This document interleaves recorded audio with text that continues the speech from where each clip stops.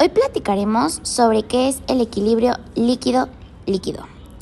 El equilibrio líquido-líquido es cuando dos líquidos se mezclan en diferentes proporciones a ciertas condiciones de temperatura y presión y se producen dos fases líquidas de diferente concentración que están en equilibrio termodinámico.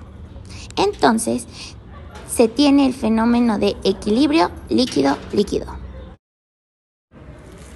Para que esto sea más representativo, realizaremos un experimento para representar el sistema líquido-líquido, el cual consta de agua y aceite.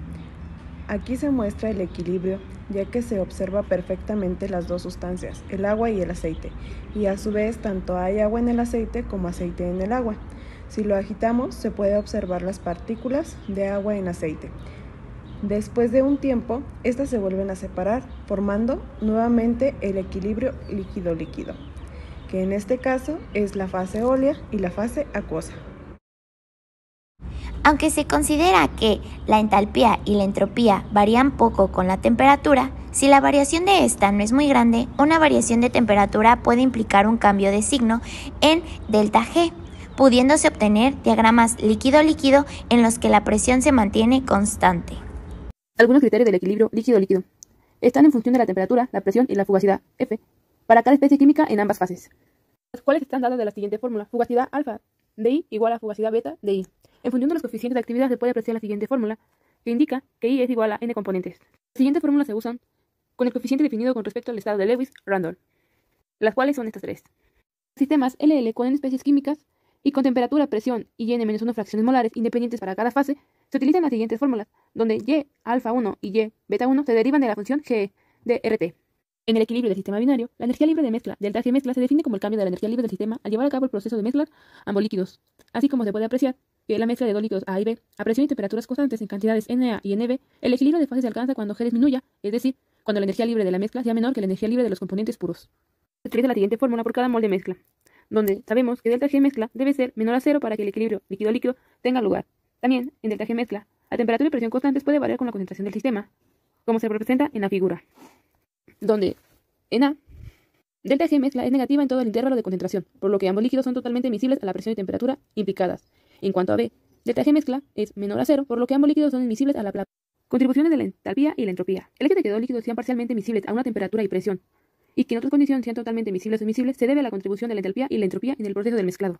Aunque delta H mezcla y delta S mezcla varían poco con la temperatura, si la variación de esta no es muy grande, una variación de temperatura puede implicar un cambio de signo en delta G mezcla, obteniendo diagramas de fase líquido diversos, como se observa en la figura.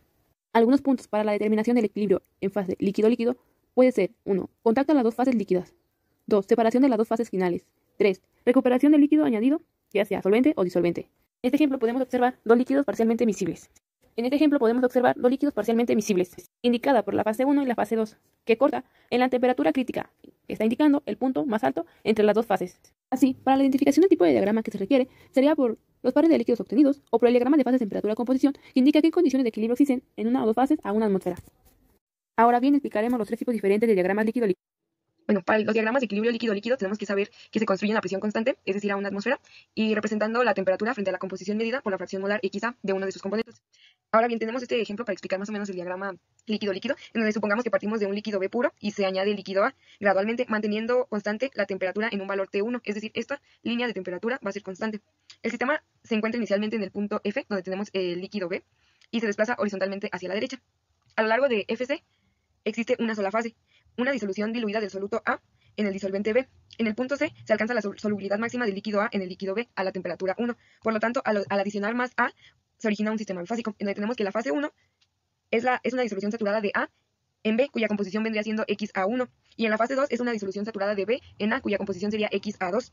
La composición global del sistema bifásico en un punto, por ejemplo, D, de esta zona es XA3. En el punto D hay más cantidad de fase 1 que de fase 2, y si se sigue añadiendo más del líquido A la composición global, termina por alcanzar el punto E, que es este que tenemos aquí. Y en el punto E existe exactamente la cantidad de A necesaria para permitir que todo B se disuelva en A, formando una disolución saturada de B en A.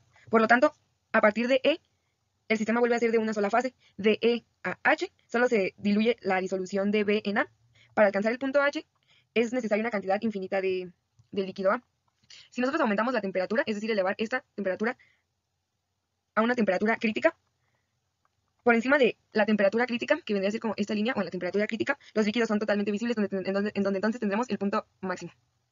Comenzando con la resolución de nuestro problema, en la cual nos da los siguientes datos, los cuales van de una temperatura de 10 grados centígrados a 122.7 grados centígrados y nuestros correspondientes puntos de la curva de equilibrio. Con lo cual, con un diagrama de dispersión, hacemos nuestro diagrama de fases líquido-líquido. Y nuestro problema nos dice que se requiere una mezcla de 6 mol de agua y 4 mol de furfural a una temperatura de 60 grados centígrados, y a lo cual nos dice que tenemos que obtener el número de moles en cada fase. Para lo siguiente, tenemos que la masa de furfural es igual a 4 mol y la masa de agua es igual a 6 mol. Despejando, en ZF, que es la entrada de alimentación de furfural, es igual a la masa de furfural entre la masa total. La masa total es igual a la masa de agua más la masa de furfural por 100. Esto nos da un resultado, despejando la fórmula, ZF es igual a 40 y ZA es igual a 60.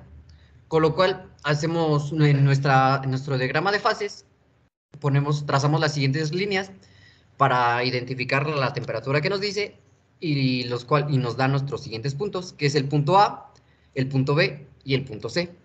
A continuación les explicarán un poco más a fondo.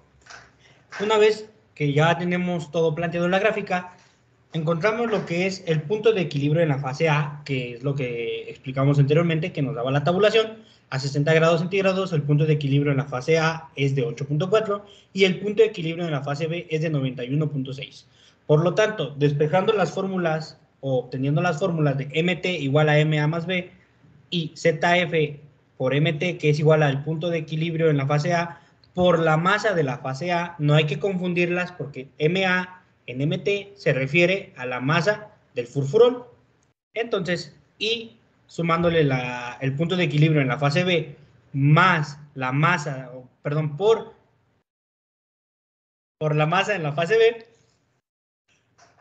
obtenemos MB sobre A, que esto va a ser igual a la entrada de alimentación del furfurol menos el punto de equilibrio en la fase A sobre el punto de equilibrio en la fase B menos la entrada de alimentación del furfurol. Que esto se queda parecido o expresado a lo que conocemos como regla de la palanca. Como se explicó, B menos A sería el brazo opuesto sobre C menos B, que es el brazo total, nos da un total de 61.24 mol sobre el litro de furfural y 38.76 mol sobre el litro de agua. Con esto queda planteado el problema y resuelto de manera gráfica y matemáticamente por la regla de la palanca. Muchas gracias por su atención.